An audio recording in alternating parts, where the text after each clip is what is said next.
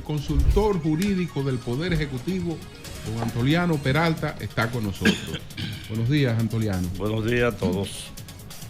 Gracias. Estoy complacido de estar aquí. Nosotros más.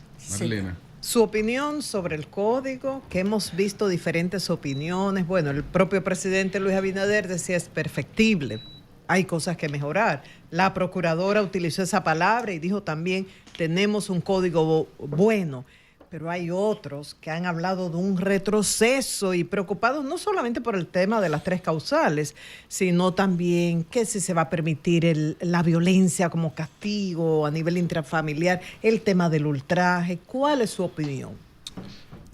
Yo he puesto esta ilustración que la voy a repetir. Una ley importante es como cuando se inaugura un acueducto, que cuando se abre es que se escapan y se sabe por dónde hay que ajustar las cosas.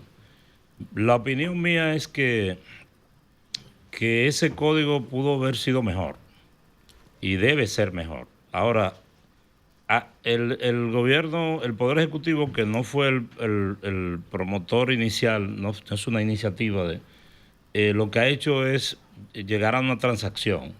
Hemos visto la ley y hemos dicho, es mejor aprobar este paquete de normas, de disposiciones, cuyo balance es favorable, aunque tenga algunos elementos que haya que mejorar, y seguir peleando por menos. ¿Me explico? Ese ha sido el razonamiento. Y durante el año, antes de que entre en vigencia, ¿cuánto se puede mejorar? ¿Y cómo se va a proceder? Hay algunos profesionales que hablan de logra que eso se haga, provoca el resultado. ¿Qué se va a hacer para lograr un resultado de mejoría? El gobierno, hablo de la óptica del Poder Ejecutivo, ¿verdad? Tenía 2 opciones constitucionales, o hay 2 salidas. Una era dentro del plazo de 5 días, algunos dicen que 10, pero no importa, pongamos 10. Porque todos sabemos que cuando las leyes se aprueban de urgencia, el plazo para su promulgación es de 5 días. Cuando no es urgencia, el plazo regular, que es muy poco, es de 10 días. Supongamos que estos sean 10 días. El Poder Ejecutivo tenía la tarea de sentarse a ver cuáles eran los elementos observables y mejorables del código en 10 días o menos. O promulgar el código y en el plazo de 1 año, ya convertido en ley el código, escuchar todas las observaciones que se están haciendo y si procede que se haga algunos ajustes, porque se hagan. Una vez yo dije aquí en este mismo set, hablando de ese código, yo decía, este código tiene tanto tiempo. Yo recuerdo que usted esbozó una sonrisa. Yo dije, este código tiene tanto tiempo que cuando se apruebe va a haber que revisarlo, porque ya es viejo. Y en efecto, ese es el ambiente que hay. Pero tiene muchos elementos que son positivos y la sociedad ganó con eso. Había también la alternativa de seguir batiéndonos en estas discusiones sobre los temas de importancia que se han... o sacar esta parte, digamos, con la que nosotros estamos de acuerdo y entendemos que es un aporte al sistema de justicia penal y seguir trabajando. Es una especie de transacción. ¿Pero quién convoca ahora esa revisión que se puede hacer durante el año? ¿De quién depende? Bueno, ¿Cómo se motoriza eso? No, el presidente del Senado fue el primero que dijo que el Senado iba a evaluar frente a una avalancha de observaciones que le llegaron a última hora y que ya no había tiempo para... Él dijo, el Senado va a evaluar el código aún después de promulgado.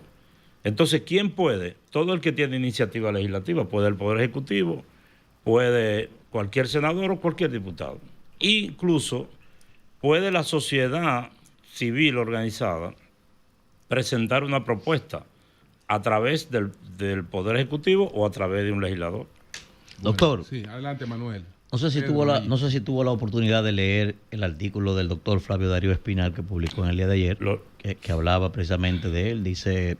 Ayer. Bueno, sí. Lo ha estado repitiendo, que dice código, avance y retroceso. Exacto, avance y retroceso del Código Penal. Sí, ahí él plantea que dice, existen innumerables instrumentos internacionales y también constitucionales que pudieron haber permitido justificar el establecimiento de las 3 causales en el código. Me gustaría saber su opinión sobre ese particular. Y segundo, recuerdo que la última vez que usted estuvo aquí con nosotros le pregunté si era verdad que usted iba a ser el próximo ministro de Justicia, y usted mismo dijo, bueno, eso pudiera ser real. Usted me respondió así. Entonces, saber, hoy tenemos la información de que real y efectivamente usted va a ser ministro de Justicia. Saber si eso usted pudiera, si pudiera darnos la primicia aquí. Chequéate, yo sé cómo es la respuesta. Dame. Sí, bueno, como la pregunta es melliza, es duple. Bueno, sobre el tema de las causales, yo dije en una ocasión, en medio de estos debates recientes, que yo estaba de acuerdo con las 3 causales dentro o fuera del código. O sea, yo no me opongo a que se discuta esto en una ley separada.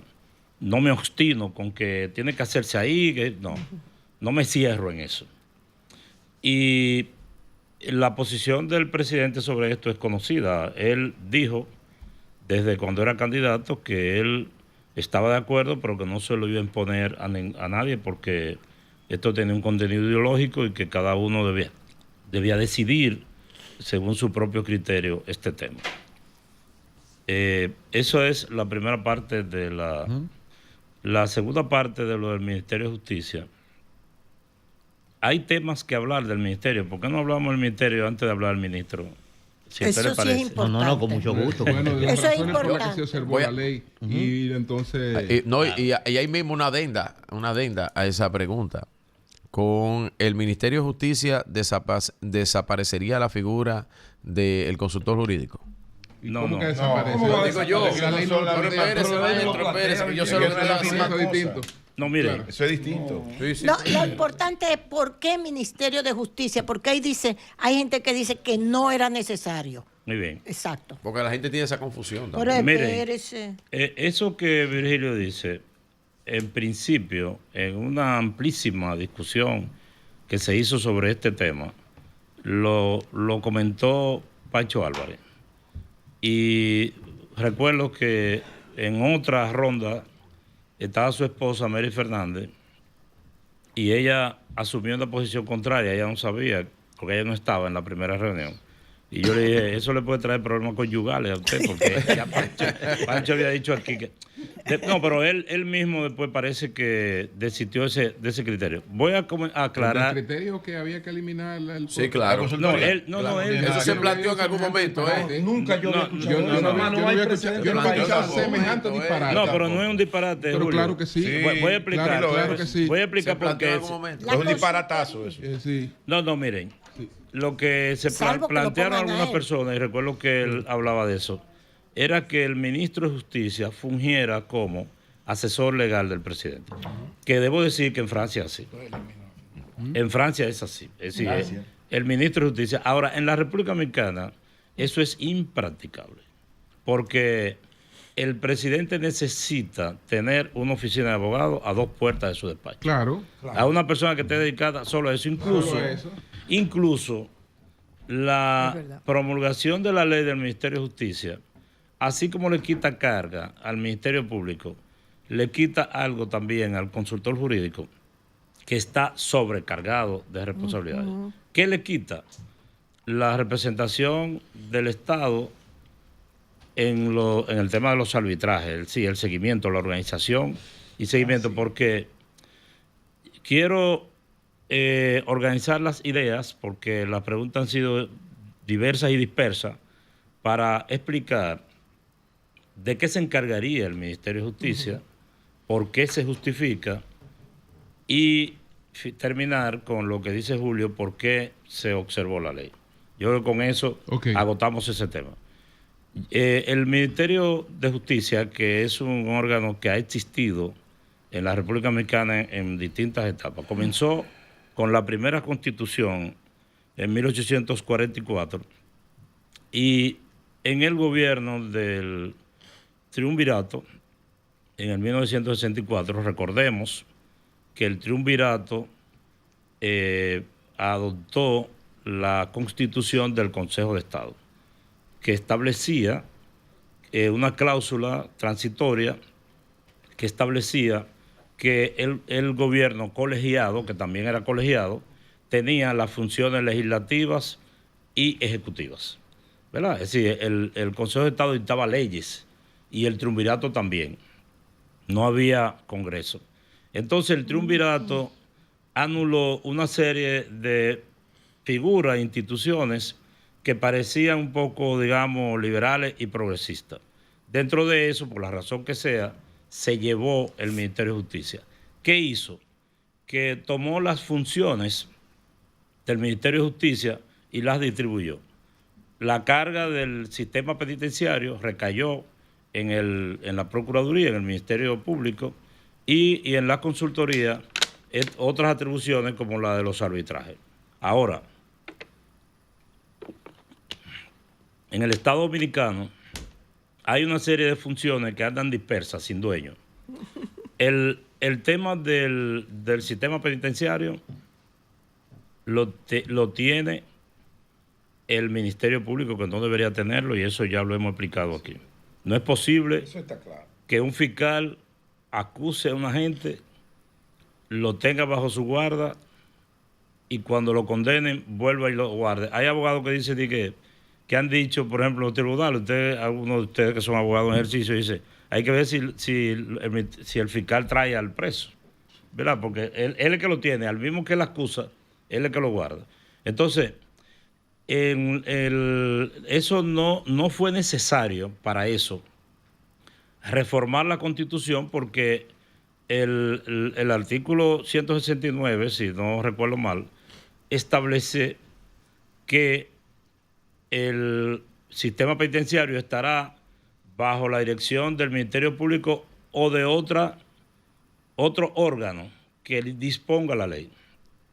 Entonces, no había que hacer nada. Ahora, la Constitución sí tenía una de las funciones que se le atribuye al Poder Ejecutivo y de alguna manera al Ministerio de Justicia, que es la formulación de la política de prevención criminal. Que eso sí lo decía la Constitución. Entonces, esta Constitución de ahora, la del 24, tiene un transitorio número 4 que dice, y ese transitorio no es inocente, ese transitorio está expresamente ahí, que dice, la formulación de la política de prevención contra el crimen, con otras palabras, estará bajo la dirección del Poder Ejecutivo. Transitoriamente, hasta tanto la ley se lo asigne a alguien del Poder Ejecutivo, sigue bajo el Ministerio Público. ¿Me he logrado explicar? Sí, claro. Okay. Que cuando la idea era, ya eso pasa. Lo que pasa es que no podía decir que era el Ministerio de Justicia porque la ley no había sido aprobada. Exacto. Ahora bien, ¿de qué se encarga? Para caer en la pregunta de Julio, el Ministerio de Justicia entonces se encargaría del sistema penitenciario, de la política, parcialmente de la política de prevención del crimen, del sistema de derechos humanos, que está en el Ministerio de Relaciones Exteriores. Eso lo tiene el Ministerio de Relaciones Exteriores como el que tiene una visita por mucho tiempo, ¿verdad? Una visita que no termina de irse. Y no sabe qué hacer con ella ni qué conversar. Claro, porque el hecho de que haya un tratado internacional, que nosotros somos signatarios de muchos tratados internacionales que tienen que ver con derechos humanos, y ustedes saben que en estos tiempos esas cosas le crean problemas a los estados. La violación del régimen de los derechos humanos está siendo muy vigilada internacionalmente. Entonces, tiene que haber un órgano que se dedique a eso. Y esto se está poniendo bajo la dirección del Ministerio de Justicia.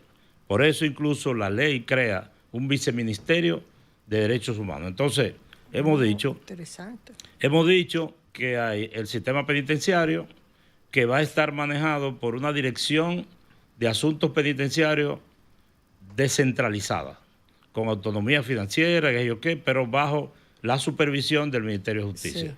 Entonces tiene derechos humanos, la representación del Estado, en justicia. Actualmente hay una dispersión, porque es una ley antiquísima, donde cuando se persigue al Estado hay que notificar al procurador, aunque no tenga que ver nada con asuntos penales. El procurador de la República recibe la notificación para cualquier tema, aunque sea por un problema de alquiler o administrativo. Ay, Dios mío. Entonces, el Ministerio de Justicia será el órgano que representará al Estado en justicia, salvo cuando se trate de asuntos penales, que ahí sí el Procurador de la República seguirá ostentando la representación. En materia de derecho administrativo, es decir, ante el Tribunal Contencioso Administrativo, existe una figura que se llama Procurador General Administrativo, que la Constitución nueva le cambió el nombre para definir cuál es el papel de este funcionario, por el nombre de abogado de la administración pública. Es decir, en todos los asuntos administrativos, que son muchos. Ese va para el Ministerio de Justicia. Ese va a ser un órgano desconcentrado dentro del Ministerio de Justicia. Okay. Ustedes imaginan todas las demandas que le llegan al Estado y al Poder Ejecutivo. Cada vez que despiden un policía o un funcionario consular o lo que sea, o un empleado que dice que de carrera, todas esas demandas llegan al Tribunal Contencioso Administrativo y el Estado no tiene bien quién lo defienda. ¿Saben por qué? Sí. Porque ese funcionario, que ahora se llama abogado de la Administración Pública, está en el Ministerio Público y lo tratan como un procurador de corte. Y sus adjuntos, que en vez de ser administrativistas, son procuradores de corte que lo traen de la Corte de Apelación Penal. Eso es un tema un poco técnico, pero se entiende. Entonces, hemos hablado del sistema penitenciario, derechos humanos, representación en justicia, y el otro tema es... El decreto suyo. Esa fue la pregunta mía, el doctor me la equivocó. Esa es una prerrogativa del Hay quienes entienden que ese ministerio lo crearon para el señor Peralta. Acomodado a mí. No, acomodado, pero... De lo que entiende usted, lo único que entiende es usted. Yo soy el único. El único. Don Antoliano, Pero responda la pregunta, que eso es una prerrogativa Espérese, que del él no ha terminado ciudadano con las presidente de la funciones, le falta República. una. Es fácil esa. Le falta una. falta uno de los temas y la pregunta de Julio y de Manuel. Como tengo poco tiempo, quiero terminar con la de Manuel. Ok. Miren, la última... No, que tiene hasta las 11 aquí. No, él tiene compromiso. Yo vino más temprano. Pero ve acá, ese es el consultor jurídico del país. No la he hecho, pero la quiero siga, don Y Antoliano. están haciendo unos papelitos El allá. Siga, porque esto es importante. Sí, como la quincenal que no dejan preguntar a la gente. Espérese, hombre. Aquí dejan preguntar, ¿verdad? Sí. Lo que pasa es que aquí discriminamos a los blancos. Bueno, Manuel, te jodiste. No, miren, la última gran tarea, de las grandes tareas, porque hay otras que pudiéramos después entrar en más detalles, es una oficina, digamos, el sistema registral del Ministerio Público. Eso iría para el Ministerio de Justicia. El Ministerio Público registra ONG. El Ministerio Público registra ONG. Fundaciones allá que hay que llevar. Eso es verdad, eso es disparate. ¿Eso por qué eso tiene que estar? No debió estar ahí. También lleva el control de los abogados, de los notarios, pide certificación. A los fiscales hay que dejarlo tranquilo. Sí. Que hagan su labor de persecución de delitos y quitarle un poco Ahí esa estoy tarea administrativa. Finalmente, para mencionar solo dos elementos más, esta ley trae un centro de investigación jurídica, que cuando digo un centro de investigación jurídica no se imaginen que es un edificio, no, una oficina, una persona, personal que estará para... Porque la idea del Ministerio de Justicia es aportar ideas, es decir, generar políticas en beneficio del sistema de justicia del país. Ahora, Julio, ¿por qué se hizo la observación? La observación.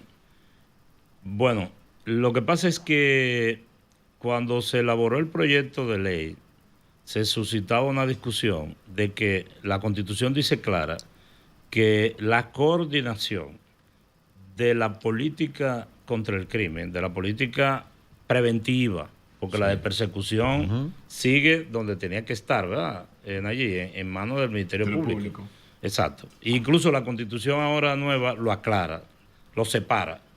Entonces, cuando se hizo el proyecto de ley, se reservó, no, se asignó la coordinación de esta política al Ministerio de Justicia. Luego nosotros mismos entendimos, y el presidente está de acuerdo, que porque es una discusión permanente y una reflexión, que la política preventiva contra el crimen, de prevención contra el crimen, no es una tarea de una institución, sino que es una tarea compleja. Por ejemplo, el Ministerio de Deporte, yo digo, en un momento hace una labor. Si en un sector, en un pueblo determinado, hay una proliferación, un brote criminal aumenta, y el Ministerio de Deporte va y realiza una serie de una cancha, un centro deportivo, eso es política contra el crimen. Claro. El Ministerio de Cultura. Entonces lo que convenimos fue que aunque el Ministerio de Justicia tenga una responsabilidad de preeminencia, que la coordinación quede en manos del presidente de la República. Y don eso Antoliano, fue lo que se le observó a la ley. Okay. Don Antoliano, placer siempre tenerle por aquí. ¿Usted le quitó el turno a Nayib? No, sí, aquí hay un coordinador. Discriminando nosotros también. tenemos una seña. Y él dijo primero don Pedro, después el señor. Esta es la primera vez que un entrevistado trata de sí, usted está coordinando. No, bien. Adelante. Mire, don Antoliano, el magistrado José Alejandro Vargas, me voy a devolver un poquito a lo que es ya la ley del Código Penal Dominicano, que yo, al igual que usted, pienso, mejor lo vamos arreglando en este año y lo arreglamos en el camino a dejarlo muerto como lo teníamos. Yo estoy de acuerdo con esto. El magistrado José Alejandro Vargas, que es un juzgador y duró toda su vida en lo que era los juzgados de la instrucción, que es la prima fase donde después del Ministerio Público inicia ya el juicio al imputado, si hay pruebas, si no hay pruebas. Y él dice, los mínimos y los máximos establecidos con las penas atan de manos al juez y no le deja como la posibilidad de evaluar la dimensión en cuanto a la participación del individuo en un ilícito penal. Y él dice que ese punto hay que revisarlo porque pudiera el juzgador cometer los errores de que Pedro solamente miró cuando se llevaban el lapicero, no fue Pedro que se lo llevó. Y el mínimo penal dice que hay que aplicarle una pena como si fue él que se lo llevó. Esa es la primera pregunta. Y la segunda, ¿cuáles son las observaciones, si ya ustedes lo han estudiado, a la ley de residuos sólidos que hará el Poder Ejecutivo? Entonces, como yo dije, como el tiempo mío aquí es corto, todo el mundo hace su pregunta doble. Claro. No, mira, yo creo que el razonamiento de Alejandro Vargas es técnico y es correcto. Ahora, las leyes tienen hay que verla de esta forma. Por ejemplo, voy a poner un símil. La ley de compra y contrataciones, que ahora acaba de modificarse. Si esa ley se aprieta, complica la funcionalidad del Estado. Llega un momento en que una persona va a comprar un sofá para su oficina y tiene que hacer un procedimiento. Hay gente tomando este ejemplo, hay gente que han comprado cosas con su dinero. Sí, el sofá. Sí, porque es menos complicado que el proceso de compra. Pero si se abre, entonces se expone a que hayan manejo. Con esta ley del mínimo y máximo de las penas, si un delito, por ejemplo, un homicidio, que en el código anterior de 3 a 20 años, bueno, todos los jueces y fiscales que quieren ayudar a un imputado, donde hay evidencia de que cometió el hecho, dice, bueno, hubo circunstancias, ¿cómo se dice? Atenuantes. Y le ponen 3 años. En todas las funciones judiciales y no judiciales tiene que estar el elemento humano. Ahora, cuando se dice que la pena es de 10 a 20, puede llegar una persona que cometió el hecho y que realmente tiene las circunstancias que atenúan y que no merece que se le pongan 10 años y el juez no tiene la alternativa, no tiene la opción. De manera que yo creo que eso, respondiéndole a Pedro, ese es un elemento a tomar en cuenta. Que los rangos de penas están muy altos. Hay que revisarlo caso por caso. Sí, están muy altos. Con relación a la ley de residuos sólidos, no ha llegado todavía. No ha llegado. No ha llegado. Ay, don Antoliano, escúchame. Waldy Tavera. No, escúchame, no, escúchame. Ay, Vamos, perdón. es que él tiene que irse y están ahí. La pregunta que quiero hacerle, don Antoliano Peralta, es con relación... Ustedes tienen una actitud maliciosa con allí, porque él dijo Antoliano. Y ustedes siempre Sí, Hoy se aprendió el nombre. Hoy se lo aprendió. Y es lo mismo, llamar ellos siempre... aquí presente. No, porque yo le digo de cariño Antolino. Eso es de cariño. Adelante, Ah, eso es de cariño. Y él me dice Chabebe de cariño, porque él sabe que yo soy Chaede, pero me dice Chabebe. Adelante. Pero los chabebes son duros también. Adelante, allí. Los duros son los Chaede. Son duros y poderosos. No, Sí. Chabebe ya- Mire, don Antoliano Peralta, quiero hacerle la siguiente pregunta. En el diciembre del 2024, el Tribunal Constitucional emitió una sentencia declarando no conforme con la Constitución la Ley 124 que crea la Dirección Nacional de Investigaciones, la DNI. A partir de ahí se hicieron una serie de encuentros y se venían realizando para modificar esta legislación. Nos gustaría saber en qué está eso, si se abandonó ese proyecto y se va a quedar la ley vieja, o se ha estado trabajando en esta y en qué nivel está. No, mira, para hacer un poco de memoria, se aprobó la ley 124 sobre el DNI. Surgieron los comentarios, algunas críticas a unos artículos de la ley que todos sabemos y que no es necesario recordar. La consultoría, junto con el director del DNI, nos reunimos con los críticos, es decir, con el encabezado por la Sociedad de Diario. El Defensor del Pueblo estaba ahí. Sí, estaba FINJUN, Participación Ciudadana, la Asociación de Bancos, todo. Y hicimos unas reuniones en el Listín Diario y nosotros le dijimos a ellos, busquen un equipo de abogados, propongan las modificaciones. Lo recuerdo. Y nosotros las vamos a acoger. Lógicamente, si eran razonables. El día que ellos fueron con Olivo Rodríguez, Eris Raful y otros abogados, nosotros teníamos la propuesta y le dijimos, el Poder Ejecutivo se había comprometido a acoger sus observaciones y las estamos acogiendo. ¿Qué pasa? Que se sometió al Senado, al Congreso, esas modificaciones. Y en eso el Tribunal Constitucional anula la ley. Así es. Porque no decía que era orgánica. Eso sirvió para que los críticos dijeran, míralo ahí, nosotros lo decíamos que esa ley era inconstitucional, que yo qué. Y la pobre gente creyó que era cierto, que era por eso, pero el fondo nunca se conoció. Es decir, no hemos sabido la opinión del Tribunal Constitucional sobre el fondo de esa ley. ¿Qué ocurre? Que el Senado tomó la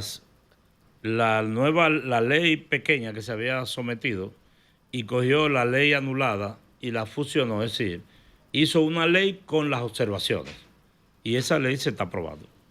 Sí, doña Consuelo, lo que usted No, decía, lo que yo Waldo. quería decirle, por favor, consulten a Waldy Tavera, que es de su partido. No, No, ya renunció, ya se Ya va. renunció. Él es del No, renunció. Espérense, él es del PRM, él es del PRM.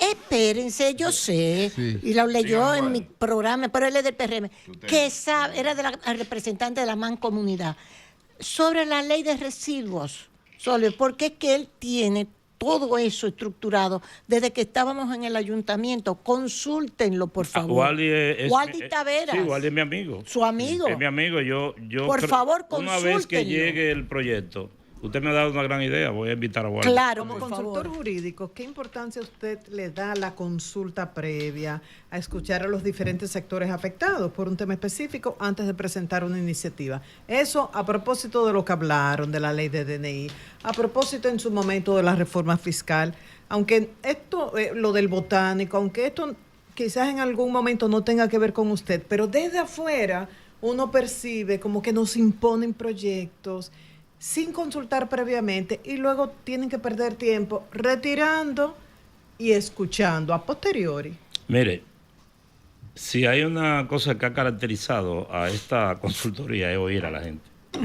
Incluso yo, a título de anécdota, una resolución de la Cámara de Diputados que tiene que ver con la posición del gobierno respecto a la Corte Interamericana, yo convoqué un grupo de constitucionalistas de todos los partidos, los constitucionalistas conocidos de aquí. Y dentro de ellos estaba el doctor Esquer.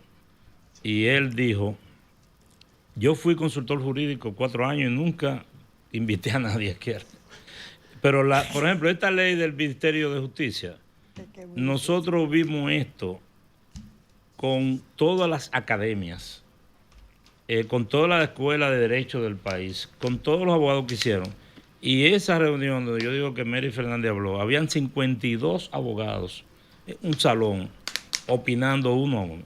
Es decir, yo estoy totalmente de acuerdo en que las normas de trascendencia hay que socializarlas. El proyecto de ley para reformar la Constitución, ahí opinó todo el que quiso. Todo el que solicitó opinar, lo vio y opinó.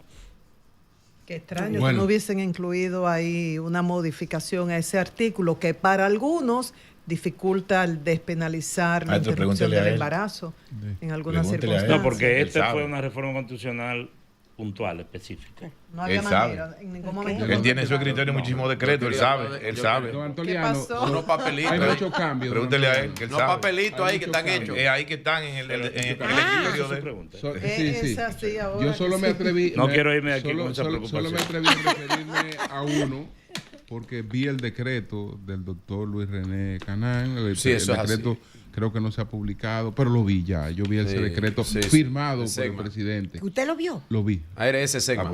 Yo lo vi. Usted está pegado. Eso es un consejo que lo aprueba y después pasa el decreto. Pero hay otros decretos hechos. Sí, hay un grupo. No hay decreto hecho. No. ¿Y por qué salen con fecha vieja después? Entonces yo no entiendo. Porque no salen con la fecha del día que salen como 2 semanas antes y no hay hecho. Explíquenme. No, el mecanismo es el siguiente. Si el presidente, a los decretos se le pone fecha después que se firman. El decreto se lleva donde el presidente con la fecha en blanco.